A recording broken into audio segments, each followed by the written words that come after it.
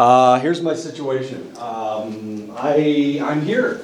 You guys probably have noticed that I'm here, like every Monday, Tuesday, Wednesday, Thursday, Friday, Saturday, Sunday. Well, you don't see me on Sunday, but you know that I'm here on Monday and Wednesday. Well, my family lives in Iowa. Iowa. My daughter's there, my grandson is there, and my wife is there. My wife's helping take care of my grandson. So that's the situation. I haven't seen them since August. August, September, October, so it's been about 3 months. I haven't seen him in 3 months. I'm flying home on Saturday, but I know I'm flying home on Friday. Partially for my birthday, partially to help my wife harvest the apples, and partially to see my grandson play football and soccer because he's really good. Okay, not why, who cares how good he is? I just want to see him play sports.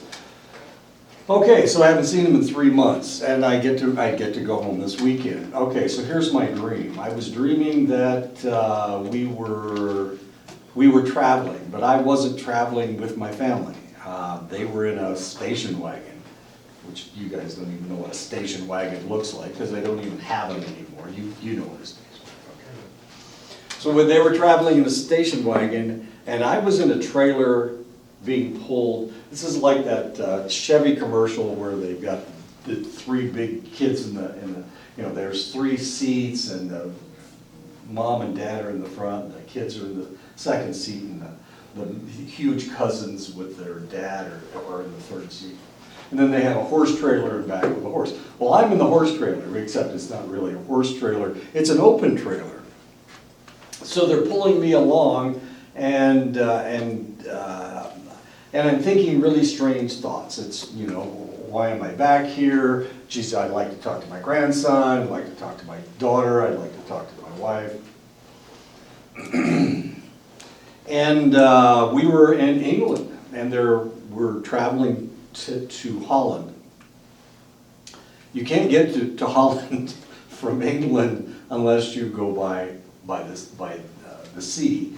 And so then they started towing me. They were in a bigger boat, and I was in a skiff. I was in a smaller boat, being pulled by this bigger boat.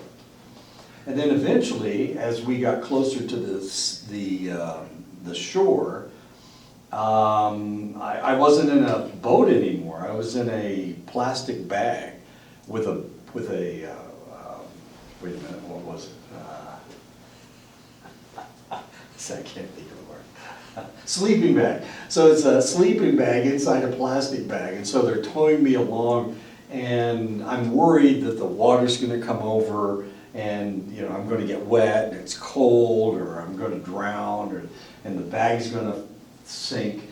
But we make it. We make it all the way to Holland, and now I'm being pulled, or now I'm not being pulled anymore. I'm crawling along on my hands and knees. And they have taken off in their car, and they're gone. And I'm following this path. And I finally make it to where they are, and I know they're there because I see their car. And so I go in, and I'm looking for them, and I can't find them, of course. I can't find them. And that's my dream. So why in the world did I have this dream? What does it mean? What am I worried about?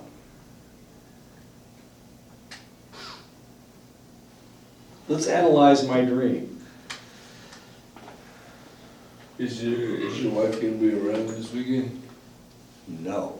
Yeah, I was gonna say, that's your big worry. You're worried that you're not gonna be able to catch up to your family, or you're gonna feel like you're too, I don't know, you're caught in this predicament with, you wanna be with your family, but there's something that's kinda holding you back. Okay, good, that's good. Okay. Maybe you just have a sense of you're missing out too much back home while you're over here. Another good point. Yeah, I think you're probably right. And that's why I'm in the boat, and that's why I'm in the trailer. I'm not in the car with them because I don't really interact with them. My wife's horrible on the telephone. She's the worst person on the telephone. I'm hoping for, flirtation, and I'm getting, It's telling me about the garbage or something, you know. Great. That's what I was hoping for. So instead of sexting me, she's telling me about garbage. Every time I call her, she tells me about things that I'm going to have to do when I get home. And I think there's a lot of things that I have to do when I get home. That's 06 coming up. Honeydew, her honeydew list is getting so big. Anyway, okay. Good, that was good. You guys interpreted my dream fairly well. And of course, I can't find them once I get to the house. I'm looking for I'm looking for anybody, and I can't find anybody. I find other people, but I can't find my family. So possibly the fact that I'm here and the fact that they're there, I'm feeling like we're growing apart. Does that make sense? And I can't communicate with them anymore. Okay, things are happening and I'm missing it. This is what military people feel like when they're deployed, because you're missing everything. Things happen and nobody You come tells back, you. everything just changed, like, Yeah, Like you miss time television shows. stand still when you're over there. Right, Plus, they're so far behind over there anyways. right, but you're in the military, and the military does certain things.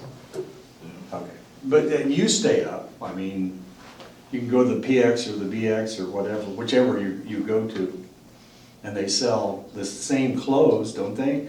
No, the clothes that they sell at the BX and the PX are like 10 years behind. So if you buy your clothes at the BX or the BX, your shoes are old shoes, your clothes are old clothes, your pants are old pants. Yeah. Anyway, not important. Why did it change? What did it do? Oh. Okay. Okay, so I'm worried. I'm worried that I won't be able to communicate with my family. My daughter doesn't like me a whole lot. She's mad at me for some reason. I was a single parent for 5 years, and evidently I didn't do a very good job. Evidently, because she's not very happy with me. But my grandson likes me, and sometimes my wife likes me, so I guess I'm okay. What are we talking about? We're trying to ask questions. You guys did a good job, thank you. Dream analysis is not easy, but sometimes it can tell you why people are worried about something. And that's what's happening. I'm worried that my wife and I aren't going to be able to communicate. I'm worried that my daughter's going to get angry with me again. That's why I was in the... So would you say that's part of your subconscious? Exactly. So subconsciously you're picking up these little cues and Sure. and you're seeing it through your dreams. Exactly. Half of my brain is thinking about what I'm supposed to be saying, and the other half of my brain is worried about me taking the right stuff home. I almost forgot my underwear. I don't have any underwear at home. I have clothes at home, but I don't have any other underwear. So I almost forgot my underwear, which means I would have had to wear the same underwear for 5 days in a row. Which is okay. I mean, God, I've done that before, but you don't want to do that, do you? You can do it. It's just underwear. You turn them inside out and it's okay. Sometimes you just can't change your underwear. That's just the way it works. You were in the military, so you can go commando style. So That's funny. You know, that's the last thing anybody in the military would ever do, would be to Yeah, not it's wear- it's like an unsaid rule, you know? Yeah. Yeah, you really don't want to do that. I know it sounds like it's military, but it's not. what was it like that movie Get Smart? He's like, that's why I prefer briefs over boxers. The part where he's getting cut up by the lasers. Oh, yeah. Cake. Oh, good job. For dessert, or maybe it's yeah, you can just save that for later. Anyway, okay, so good job, you guys did a good job. We analyzed my dream.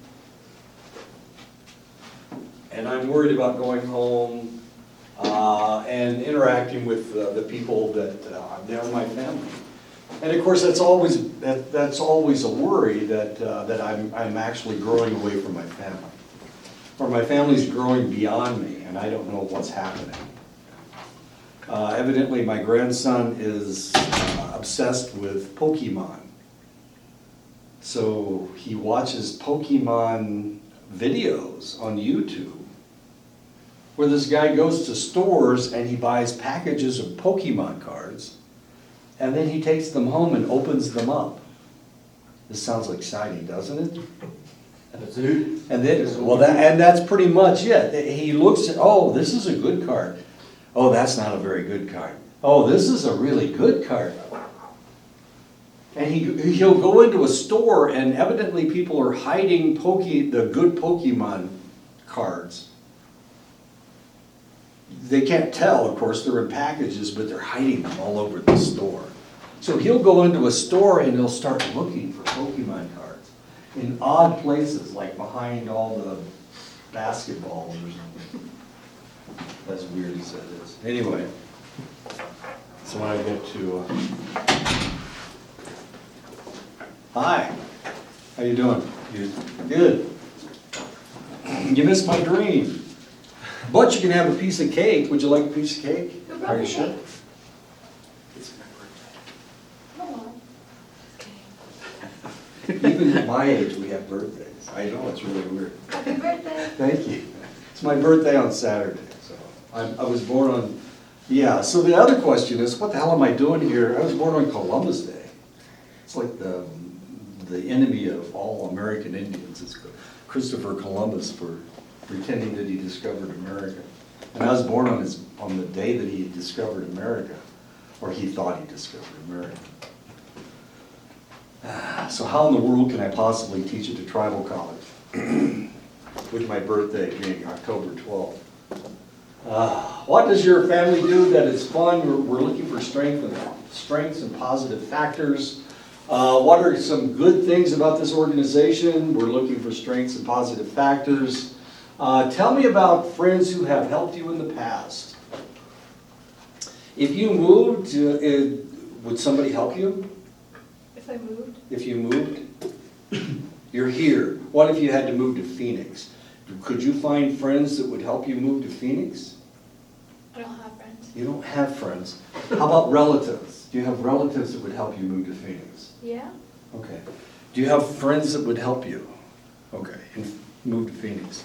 How about relatives? Okay. How about friends, Yes. relatives? Both. Both, okay. Friends and relatives? Both, yeah. Oh, jeez. Yeah. Friends, you got friends that would go all the way to Phoenix? It's 5 hours, man, come on. I mean, shoot, people on the res are willing to go to Phoenix just because. Okay, so there you go. So you got all this meat to help you carry your couch and your bed and your. Yeah. Just as long as they're fed and, they're okay. Got friends? Yeah, I have both here. Okay. Cool. That's a strength. If you've got friends, if you've got relatives that are willing to go out of their way to help you. I was shocked when I moved from Montana to Iowa. I called up my brother to ask him if he would help me unload my truck. And my nephew came along with him, and they, the three of us did it together. It was my brother. I thought my brother hated me, so I was mistaken. He likes me. He probably just wanted to go for the trip. They had to get up at like 3 o'clock in the morning to drive over. I fed him breakfast. We gave him lunch. And then he had to get back because his wife is crazy. Okay. See, if you feed them, they'll be fine. Relatives, is that the way it works with relatives? Yeah, I guess so. Okay. Sometimes you just gotta tell them, oh, you're on your own. Well, relatives will always complain about the food you try to feed them, don't they? Later, yeah. Yeah, later on. They talk behind your back. Yeah, I only gave us pizza. And there wasn't any pepperoni on the pizza. What have you done that you are proud of? We're looking for strengths and positive factors. Empowerment is achieved when clients know that they have the knowledge, the skills, the competencies, and resources to make decisions, solve problems, and achieve goals. As people use their strengths and resources to face and deal with problems and challenges, they gain confidence. Confidence is very important. If you think you can do something, guess what? You're more likely to be able to do it. If you have the confidence to do it. One of the hardest things to do is to draw blood. I think I bragged about this before. It's not easy because you have to, well, stick out your arm. Okay.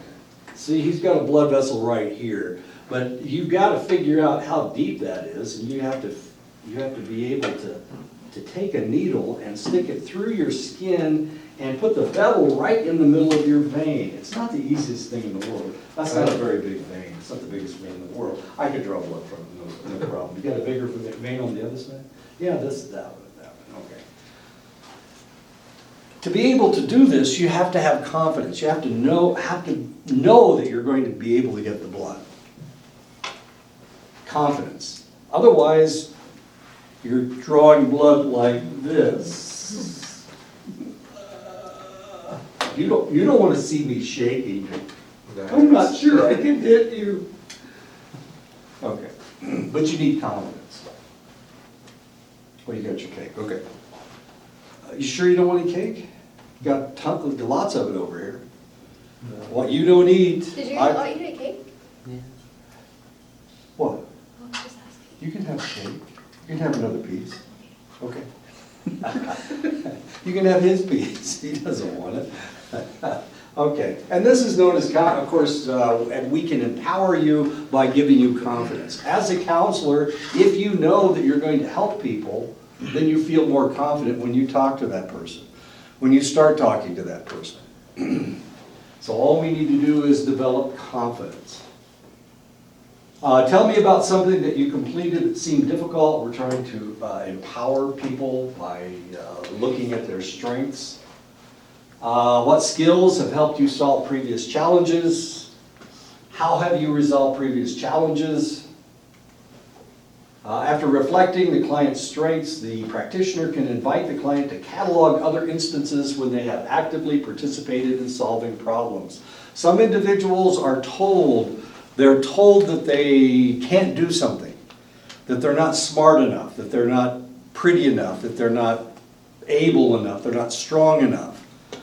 They're told this throughout their lives. And first, I don't know why parents would do this to you, but parents will do this. They'll tell you that you're not smart enough. What was I watching? I was watching NCIS last night. NCIS New Orleans. And this guy wanted to go to REACT training. It's their combat unit. They're the ones that, if it's a shooting situation, they're the ones that go in. And of course, in order to be able to do that kind of thing, you have to have confidence. And of course, everybody was telling him he couldn't do it. They were trying to destroy his confidence, and he needed the confidence within himself. He didn't need somebody else to tell him he could do it. He needed to know it inside himself. They were trying to promote confidence in this select individual. They were trying to empower him. And they did this by telling him they didn't think he could do it, by challenging him, and with that challenge, they made his back stronger, and of course, he was potentially able to go to that combat training. So what we're trying to do is we're trying to provide confidence for our clients. And a lot of times our clients are being told that they can't do something, that they're unable to do it because there's something wrong with them. They're weak.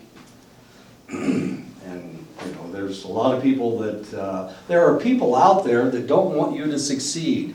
They don't want you to succeed because if you succeed, it makes them look worse, because in comparison, if they haven't done what you've done, and this is a problem with going home. Sometimes when you go home, you run into people that are just kind of sitting there spinning their wheels. Do they tell you, wow, it's great that you're going to college, I'm really proud of you? Is that what they say? No, they try to pull you down. They try to pull you back in. This is very common on Indian reservations, and they call it the crab bucket effect, where the people on the res are trying to keep you down where they are, because they don't want, the better job that you do, the worse it makes them look, or worse it makes them feel. So this is one of the problems with going home, if you were if you go home to high school, because a lot of times you run into people that aren't doing anything. And so they're going to denigrate whatever you're trying to do. Oh, you want to be a counselor? Oh, I hate counselors. You know, those guys are really stupid. You know, that kind of thing. So you have to be careful with who you talk to. Are they people that will build you up? I have a sister-in-law that thinks that who only has a bachelor's degree, and I have a PhD. But every time I see her, she tells me that, but it took you 11 years to get your PhD. What difference does it make whether it took 11 years or 11 minutes? I still have a PhD and you ain't got nothing. But, I mean, that's what she says to me. And the reason she says that is because she's trying to pull me back down. She wants me to be at the same level as she is, and her husband, my brother. And my brother's proud of me, but not my sister-in-law. My sister-in-law is trying to denigrate me. Not that I care, she's kind of crazy anyway. Tell me about something that you completed that seemed difficult. I don't know why I have that picture.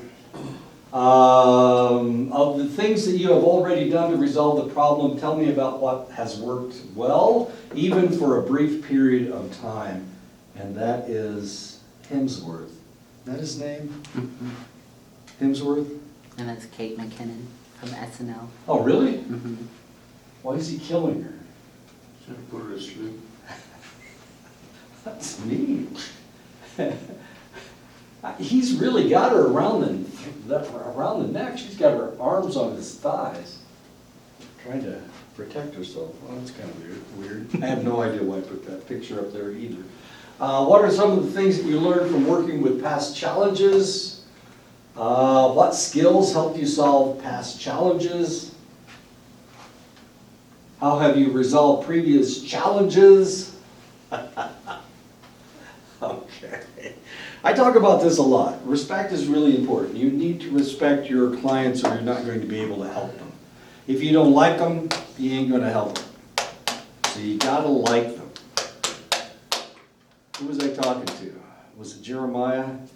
He was talking about Navajos. No offense to all of you in the room.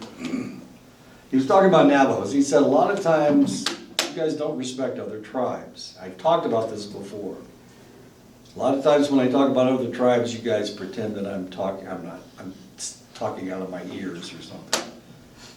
There are other groups out there, and you've got to help them too. If OJ tells you that white people are colonizers, and you go, I hate them colonizers, damn it, you're not going to be able to help white people. You gotta respect everybody. And it's not the easiest thing in the world to respect everybody, especially if they smell bad, or they dress funny, or they put on airs. This is something that you learn in the military. The military teaches you that everybody's exactly the same. So you have to respect everyone, not just Navajos. I know you're the children of the holy people, but they're children too, but I don't know who they are children of, but they obviously not the holy people. But you gotta respect everybody. So just because they're Apache doesn't mean there's something wrong with them, or Hopi, or whatever. So can you deal with Hopis? Hey, they stole your land, damn it. Didn't they? Didn't they? Didn't they steal your land? Yep. Bastards. Can we help them even though they stole our land, your land, not my land? I stole The all people of it now didn't steal the land, it was the people back then. back then. So we can help the people now if they have a problem. You know? Do we feel sorry for them? Do we empathize with them? Can we help them? Oh, I was just wondering. I got a question.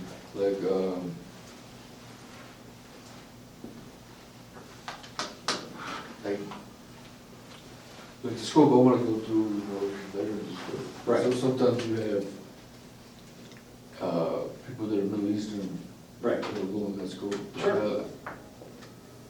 I didn't really get past that.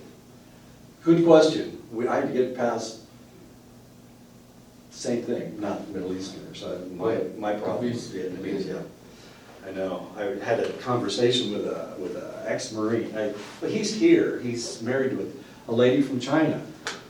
But his first wife was Vietnamese. And it was hard for me to even think of a Marine being married to a Vietnamese woman. It just irked me. How do you get past that? You've got to love everybody. You've got to respect everybody. I know it's not the easiest thing in the world. We're not brought up to like people. We're brought up to reject people. You know, you're in a gang, so who's your enemy? Well, your enemy is the other, whoever else is in the gang. You were in a gang in San Diego, right? Okay. Was it a Hispanic gang? Okay. And were the bad guys Vietnamese? Was there a Vietnamese gang or Armenian gang? No, they actually had our back, but ours was mostly East Siders, Southeast. Other Hispanics from the Yeah. east side, okay, so it was Hispanic versus Hispanic, okay. Okay. A little bit easier. If you were in Los Angeles, there's Vietnamese gangs, there's Armenian gangs, and everybody hates everybody else, and they're all, Yeah, my cousin was from Norwalk up there. yeah, okay, And Hawaiian Gardens, sure. Tortilla Flats. Right. All of them. When I was working at Ashford University, we had kids coming in from Chicago. And the only way to survive in Chicago is to join a gang, because if you're not a member of a gang, you get picked on by everybody. So all these kids would join gangs. And I had two kids in class, and they were the best of friends, but it turned out that one of them was from one gang and one of them was from their rival gang. Now, the weird thing was that how in the world do you tell what gang somebody belongs to? Their colors, of course. And so one gang, their colors were beige, as weird as that sounds. It was beige, and the other group was green. So in order for them to be friends, the guy that was in the beige gang, and I don't remember what they called it, it was like the 136th Street, you know, hombres or something, I don't know. It was just really strange. Anyway, in order for him to get along with the other guy, he had to wear the other guy's colors. So every day, the guy that was in the beige gang would wear green, and every day, the guy that was in the green gang would wear beige. And that way they showed each other that they respected each other, that they recognized each other. It was a weird conversation, the first time I had a conversation with them about their gang, about their gangs. It was just weird. Now the question is, can you do that? Could you do that with another gang member from San Diego? Could you respect, did you ever run into any of those guys when you were in the military? Somebody Yeah, from the- but I mean, with the rules, after your age, like 32, you consider an OG, so Sure. you don't mess with it. Right. You know, you just respect it, and that's it. And if you can do that with another gang, can you do that with another group? I actually had another NCO, he was from Iraq. Ah, His name was Sergeant Saeed. I did not like him for, Sure, but were there good people He who had were my back. Iraqis? Were there good Yeah. Iraqis? it's Okay, like pit bulls that get a bad rap. You know sure, what I mean? It's, right. So there, It's still a little different. some people are good and some people are bad. I mean, that's just in any way. Sure. But we saw the same thing. We had ARVNs and we had NVA. We had Viet Cong, we had the bad guys, and we had the good guys. And the good guys had your back. Bad guys were in front of you, and they were shooting at Sometimes you. you freaking translators. are Sometimes you can't tell. Exactly. Exactly. Yeah. Do you think you can get over it? But I have to if I want to do the scope of it. Yeah, because some of the people that you're going to be dealing with, some of the people you're gonna be dealing with are going to be the enemy, or what potentially could have been the enemy.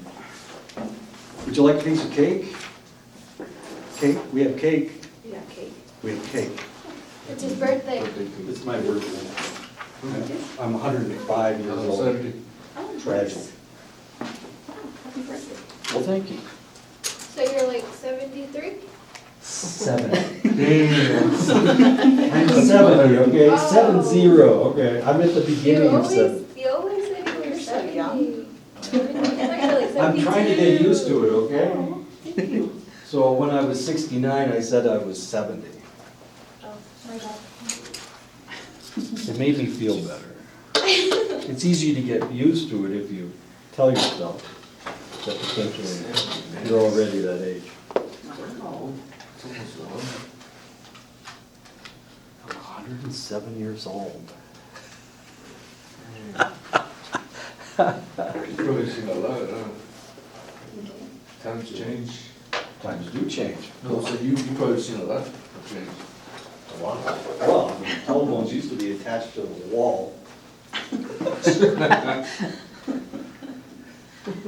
Here, let's attach it to the wall. Hello, hello? Oh, wait a minute, what am I doing? Rotary diet. Okay, so we're talking about respect. Oh. We're talking about respect and how everybody has to respect everybody else. Thank you, that's my second piece. So what's a diet? Just kidding. Okay, so we need to respect everybody else, and it's not the easiest thing in the world. Some people you just don't like, and some people you're conditioned to dislike. The Russians, for example. I fought in the Cold War for 12 years. We were fighting against the damn communists. And now this president thinks that Vladimir Putin is one of the sweetest guys in the whole wide world. Drives me nuts. But I don't dislike Russians too much. Could I counsel somebody who was Russian? Sure. There's a huge number of people in the United States who have Russian ancestry, and that's okay. Could I do it? Yeah, sure. I don't hate them. Did I hate the Vietnamese? I hated the guys shooting at me. That's who I hated. But there were some good guys, and they were the ones trying to cover us. Respect can be demonstrated by expressing understanding and validating the client's story, by showing interest in the client's thoughts and feelings, wants, needs, and goals, by creating and maintaining a collaborative environment, by asking about strengths, resources, potential, and capacities, by identifying the individual's strengths. So what we're doing is we're looking for your strengths. We're trying to identify their strengths. Strengths are their capacity to have survived something very difficult. It shows their resilience. So we need to find out what it is that has made them strong.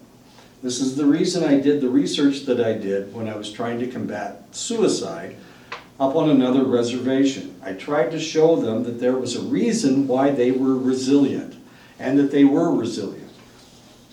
And what did I find? I found that culture, as long as they embraced their culture, they were more likely to be resilient. If they tried to live in both the white world and the native world, then they didn't do as good a job. If they embraced their native heritage, then they would be resilient. That's what I found, as weird as that sounds. So if you're counseling somebody who's native, no matter what brand of native that they are, then potentially, as long as they embrace their culture, they will feel positively about themselves. This is your ancestry. Now, you don't have to feel positive about your ancestry, I guess. I mean, some ancestry's not real hot, like the Brits, bastards. And of course, I'm 56% English, just my luck, huh? Not the nicest people in the world. With all the trained professionals in this group, I am confident that you can find a way to resolve this. We're demonstrating respect. You've tried to solve this problem. Will you tell me about other things that you have considered but haven't used yet? You seem quite angry about how your boss has been behaving. It must be a tough place to work. How do you think I might help you? When you resolve this problem, what are some things that will be different in your family? You have told me about the many ways you have worked on this challenge. Who else in the agency might be willing to work with us to resolve the problem? As I understand it, you have done a lot of thinking about the problems this organization is facing.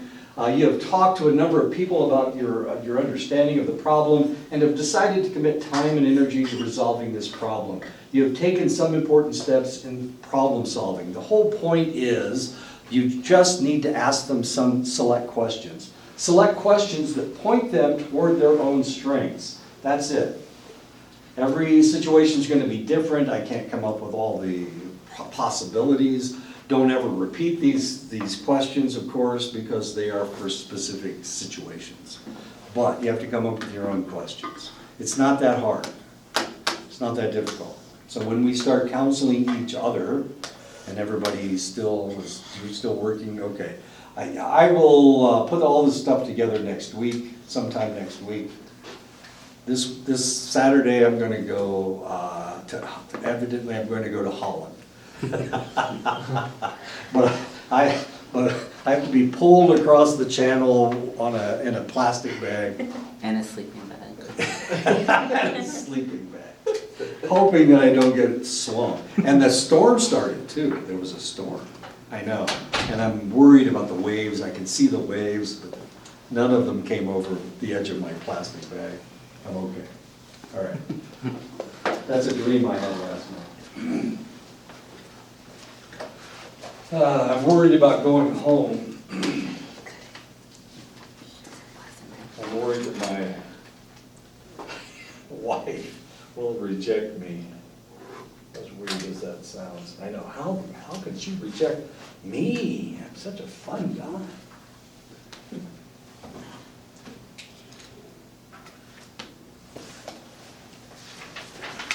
Okay, the truth is that I'm going home. I'm gonna watch my son play soccer on Saturday. I'm gonna watch him play football on Sunday. But my wife has a meeting on Saturday, so I won't see her until. I was gonna say the end of your dreams, I mean, just kept thinking about that, kept coming up, and I was just thinking when you're worried about coming up home and to an empty home, and you're gonna try to fill it with people, just to try to comfort yourself, but you won't feel quite at home. This is the first time I've been home for 3 months, and she's got a meeting on Saturday? Come on. She's lying, just kidding. Maybe she came up with it, at the last minute. Maybe she doesn't have a meeting. Maybe it's something- Exactly, maybe she's gonna be visiting her boyfriend or something. No, I doubt Or it. possibly just surprising you. Well, you guys are gonna I'm make me. looking on the positive side. Oh, okay. You guys are gonna make me start crying. That's what I was gonna say. What do you guys know that I don't know? Based off your How are you dreams. feeling? Based off your. Based off of your moods and your gestures. Why are you looking at the ground? Starting with research by Prochaska in 1999, researchers have identified 5 stages of readiness to change using smoking cessation, especially smoking cessation. Only 10% of the people that try to stop smoking are successful. They may try over and over and over again, eventually they do stop smoking, but only 10% is the most addictive substance known to man. So we look at smoking cessation, we look at people who try to lose weight. Since I'm talking about my wife when she was in the service, she's short and squat, she's kind of chunky. And that's not what they want military people to look like. They want military people to be tall and slender. That's what they want them to look like. That's why they don't have any uniforms for big people. When they first started allowing women to be pregnant in the service, at once upon a time, if you got pregnant, they kicked you out. They They discharged you. You couldn't be a pregnant military person. Finally, they allowed them to do this in the 70s. They started allowing women to be pregnant while on active duty. When they first started doing that, of course, they didn't have uniforms for the maternity uniforms for women. Why am I talking? Oh, weight reduction. Anyway, my wife's kind of short and squat. So she had to lose weight throughout her entire military career. For 24 years, she worried about her weight. So I know all about weight reduction. Sobriety studies, this has to do with alcohol, of course. So we looked at these, and what we realized was that everybody goes through the same process. First of all, you need to convince these people that they have a problem, and that's known as the pre-contemplation stage, when they're in denial. I told you about my friend that went to sobriety, to treatment 48 times, went to treatment 48 times. He didn't want to stop. I mean, he liked being a drunk. It was okay with him, even though he was the police chief, and he's a drunk. Anyway, he was in the pre-contemplation stage. He needed to want to stop. So he was in the pre-contemplation stage. The contemplation stage, you're going, well, maybe I should stop. Maybe I should. This is a problem. Yeah, this isn't the most fun thing in the whole wide world. The preparation stage is where you decide that you need to change. So you start to change, then you take action to change. You actually do things. You go out and exercise if you're overweight. You start eating better. That's the action stage. And then, of course, you need to maintain it, which is not the easiest thing in the world. So if you reach your goal, what does that mean? How do you stay at your goal? How do you keep from gaining all those 50 pounds that you just lost? How do you do that? Well, the answer is maintenance. You have to maintain it. So these are the 5 stages that they learned from looking at smoking cessation, weight reduction, and sobriety studies. The pre-contemplation stage. In the pre-contemplation stage, the individual denies or lacks understanding of his problem behavior. Since the individual does not recognize their problem, they do not see the need for change. They're in the pre-contemplation stage.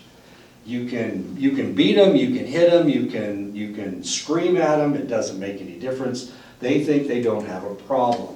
They may blame their problem on others. This is a favorite technique of drunks.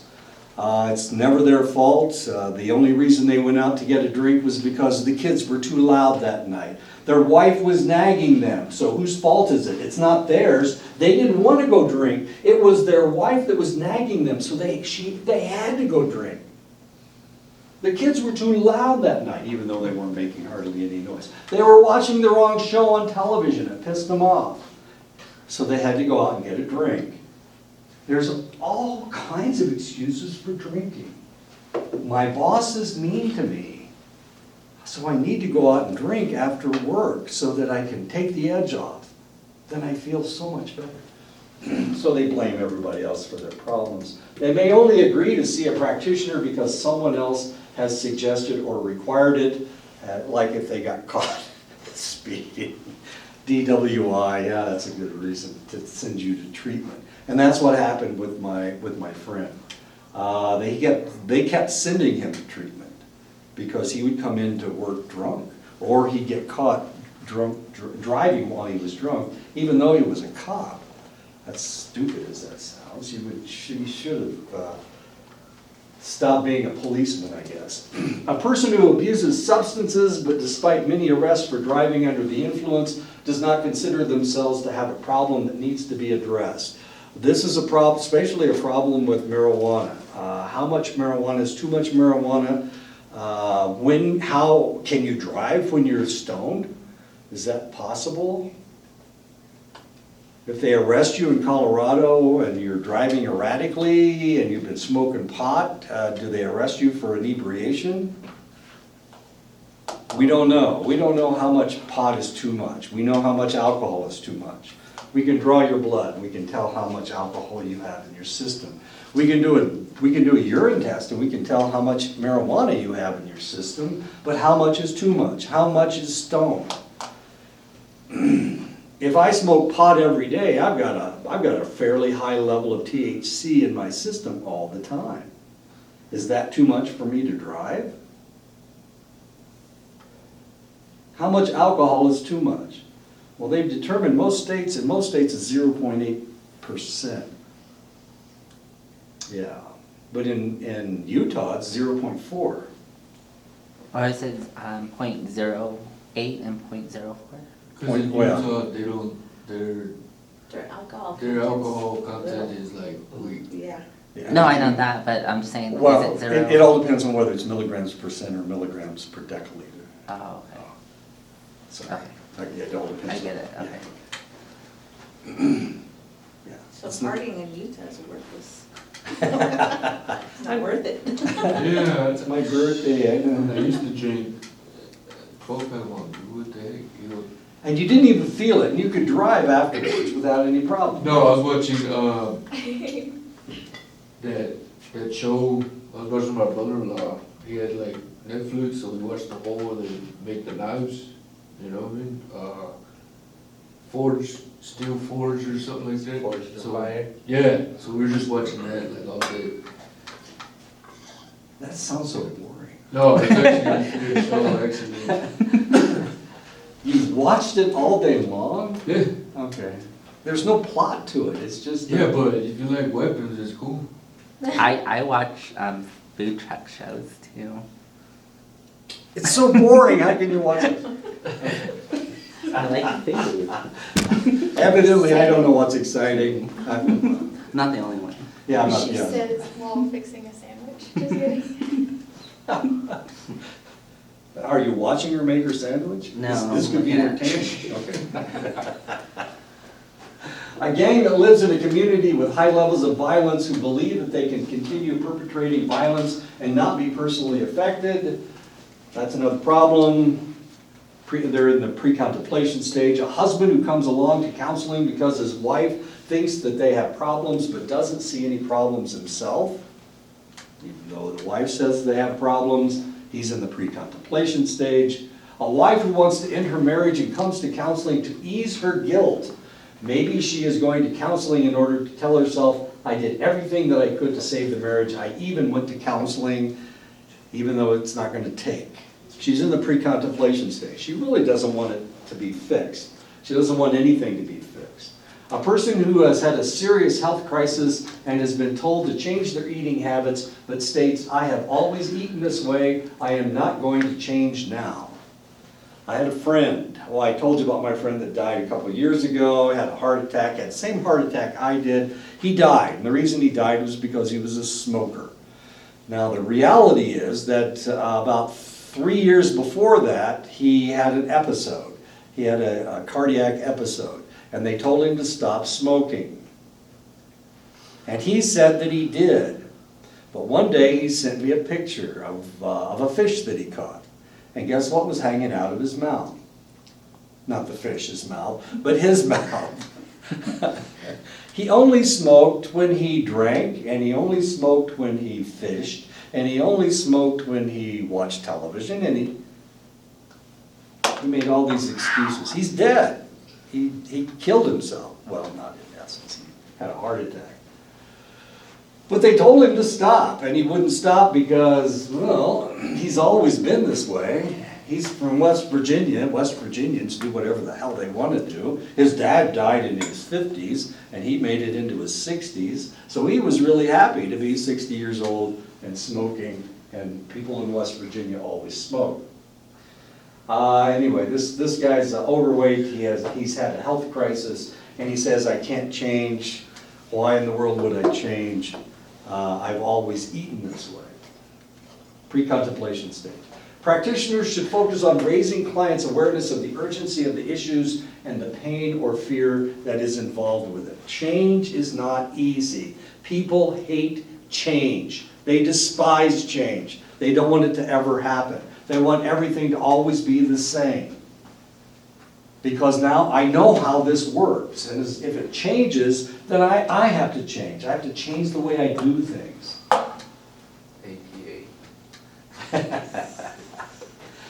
I hate the new cars that have those indicator things, and if you If you change lanes, it tells you, because they think you're asleep.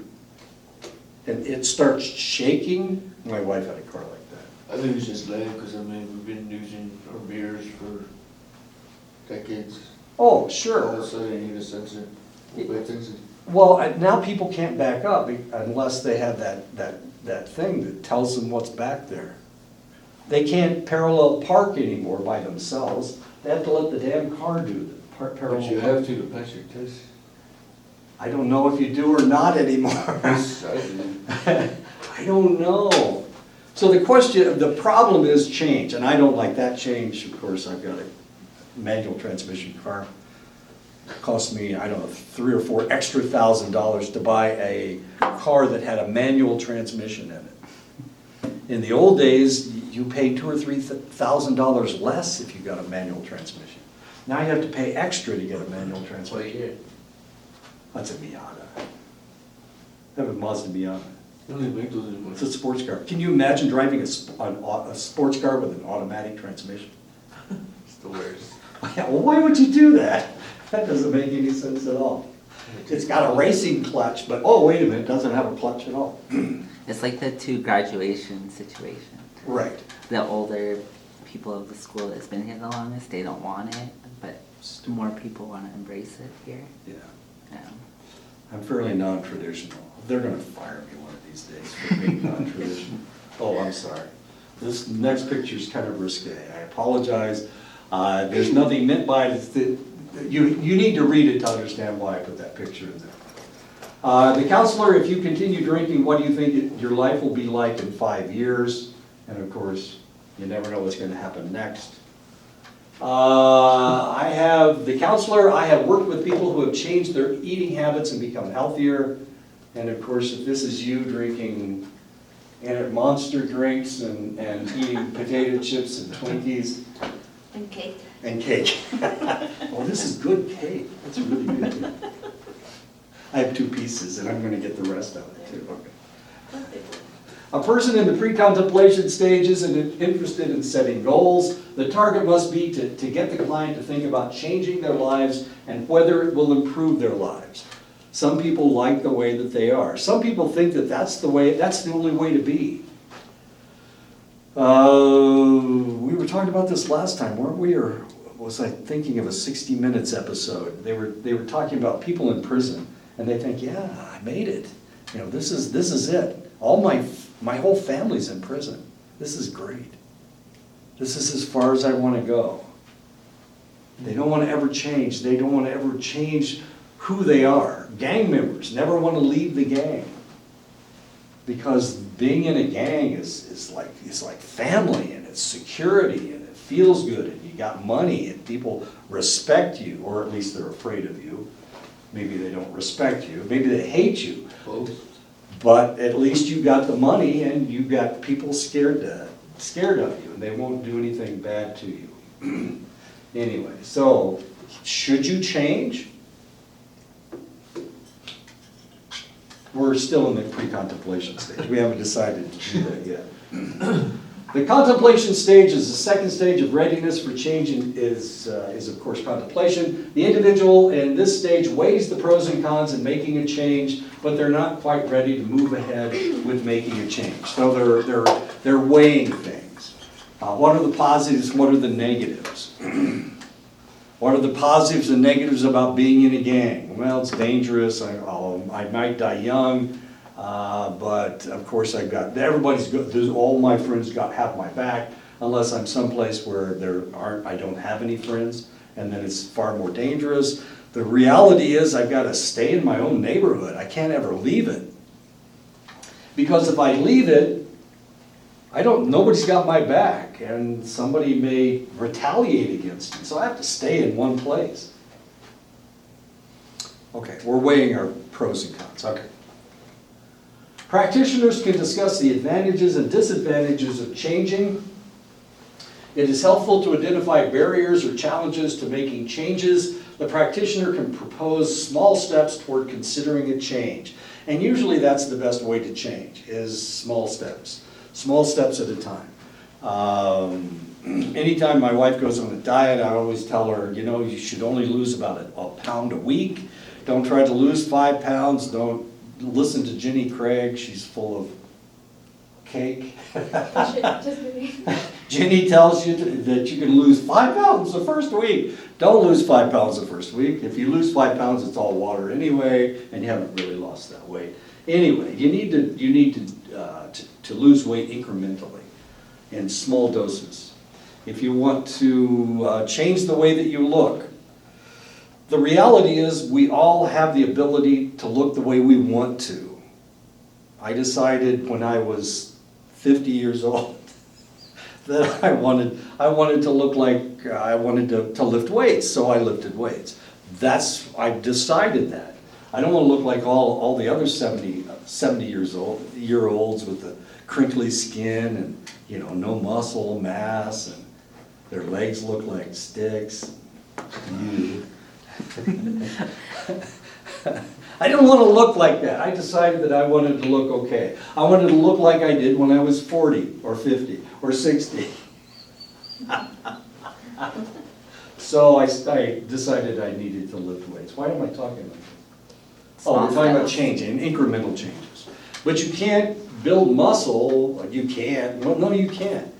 You have to build muscle slowly. You have to add on mass relatively slowly. And you do this with reps. You don't do this with more weight. You'll hurt yourself if you lift too much weight. Anyway, you do it with reps. Contemplation. Practitioner, as you think about giving up marijuana, what do you consider would be the advantages and the disadvantages? What are the advantages of marijuana? Counselors, what's the advantages? What are the good things about marijuana? Takes your mind away from stuff. Stop sticking sharp objects in your ear. That was last class. I just taught it then. Where were you when I was talking about this? In the last class. What are the advantages of smoking marijuana? There must be advantages. Does anybody know of any advantages? Have your friends told you about some of the positive things about smoking pot? It takes your mind off yeah. of things. Takes your mind off of things? So I had a friend, she smoked and she stopped, and she said it helps her with her anxiety. The marijuana helps her with her anxiety. Yeah, the TLC, I believe. Okay. Yeah. THC. Yeah, that's what they But It helps you with your anxiety? But they just, I don't mess with it, because I don't like not having control of my mind, that's why I quit drinking, Right, you know? yeah.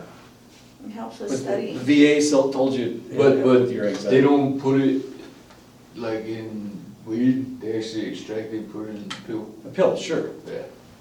Yeah, I can't, what is that? I think they just, Marinol? Is that what it is? I don't know. You're the pharmacist. Well, You I don't need to know that You for don't? Arizona. Oh, I'm sorry. You guys don't distribute it. Yeah, we don't.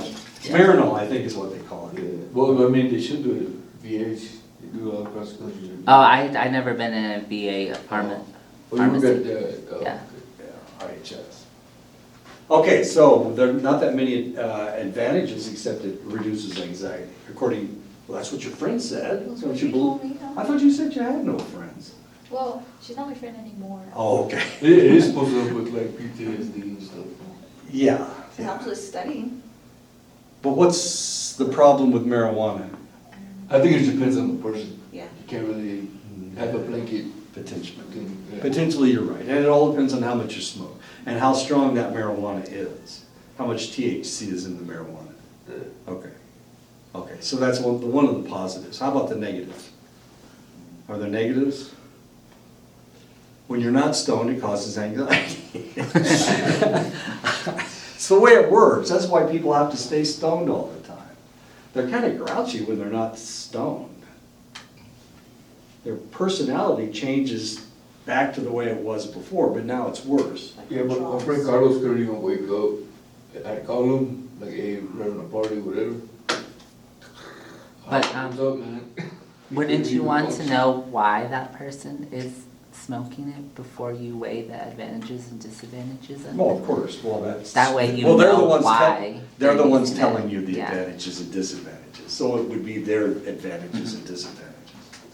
Okay. Is that hair?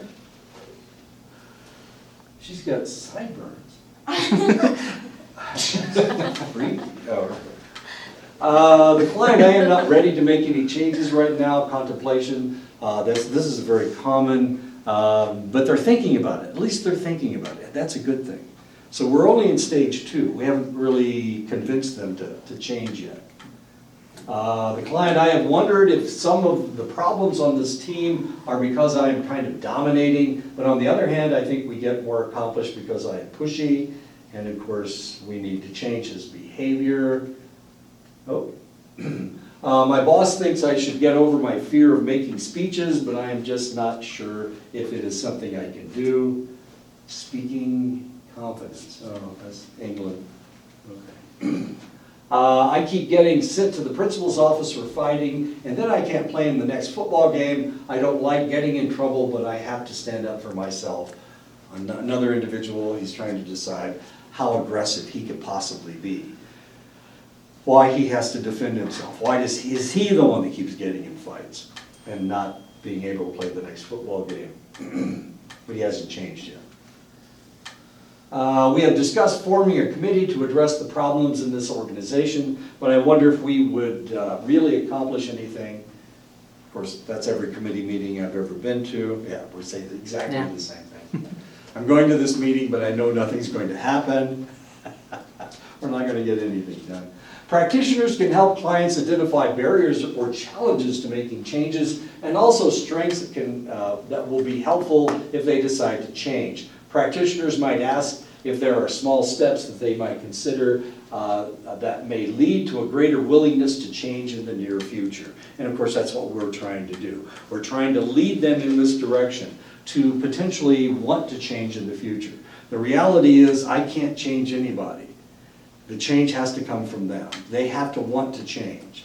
That's the reason the treatment never took for this guy. They never could convince him that he really wanted to change until he finally did change. But it wasn't going to treatment that made him change.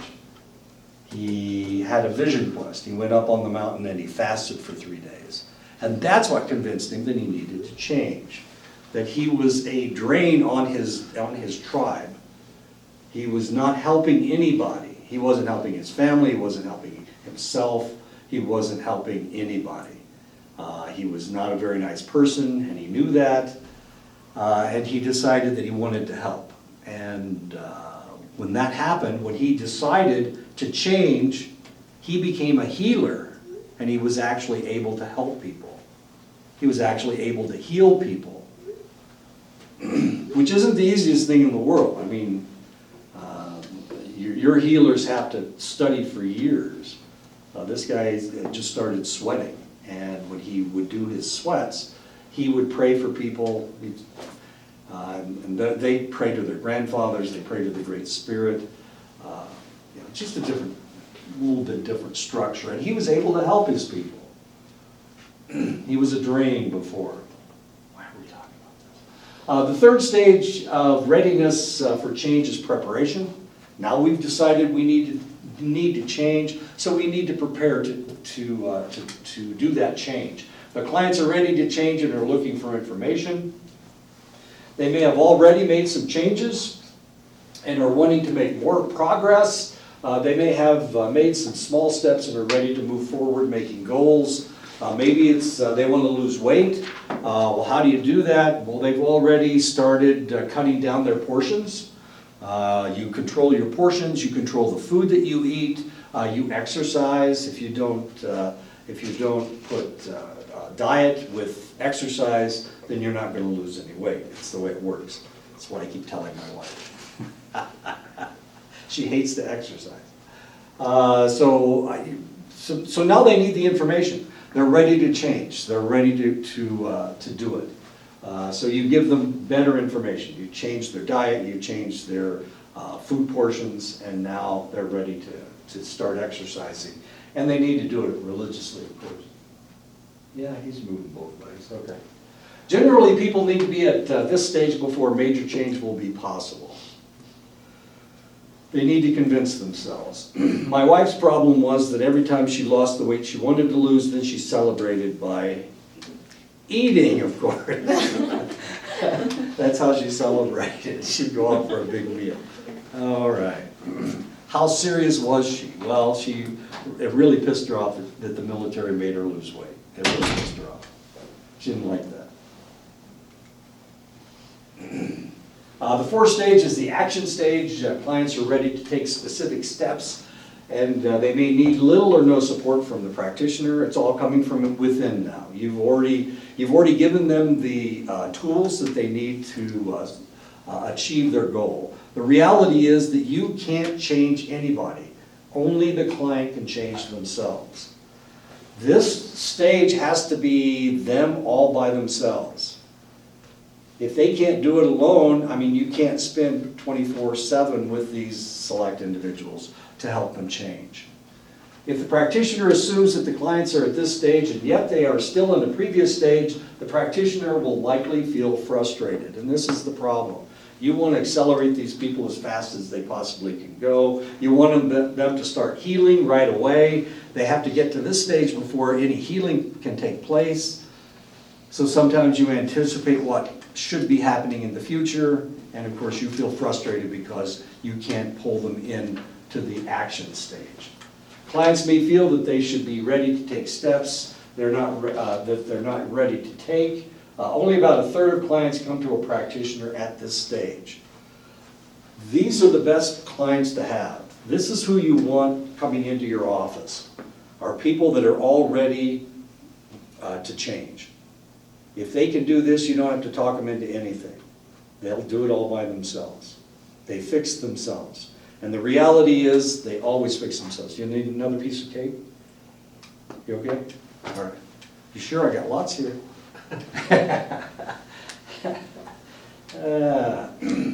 An obese client, when faced with life-threatening health issues, joins Weight Watchers, learns to follow the program, and loses a significant amount of weight. They're already in the action stage. You can do this by yourself. You don't need a practitioner. But of course, this is your job, is to help people get to the action stage. Get to the point where they can fix themselves. They will always fix themselves. I hate to tell you that because it's kind of frustrating. You want to be the person that fixes people, but the reality, you're not a surgeon, okay? You can't fix anybody. They have to fix themselves. Is that frustrating? Is that bad news? Now, sometimes you're going to feel like you're just kind of there and spinning your wheels. But the reality is that they have to fix themselves. But you have to convince them to do this.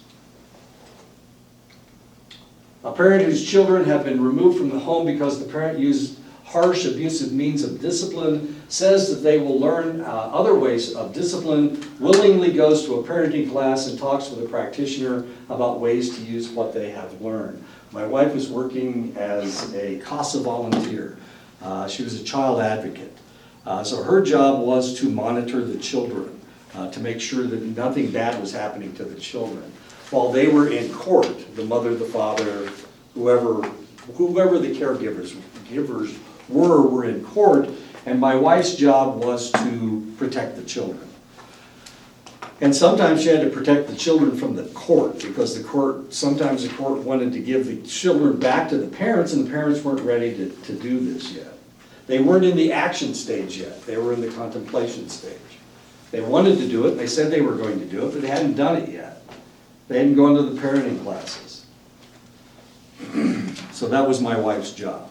And I heard there was this one family, there were 6 kids in the family. Mom ran off, but she was still around. Dad was taking care of the kids. The court said that he needed to go to parenting classes because he had Asperger's syndrome. He had Asperger's. So he wasn't very affectionate. He wasn't affectionate enough, and the kids weren't really reacting very well. The mother was extremely effusive, which was kind of interesting.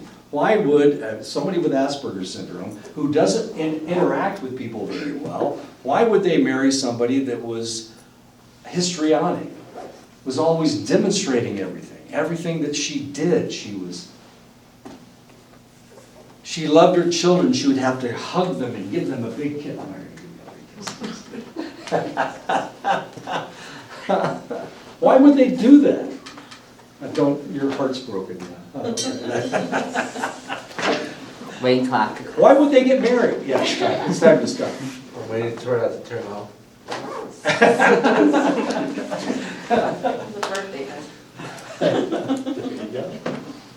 Why would she marry somebody like that? Opposites attract? Together, they made a normal family.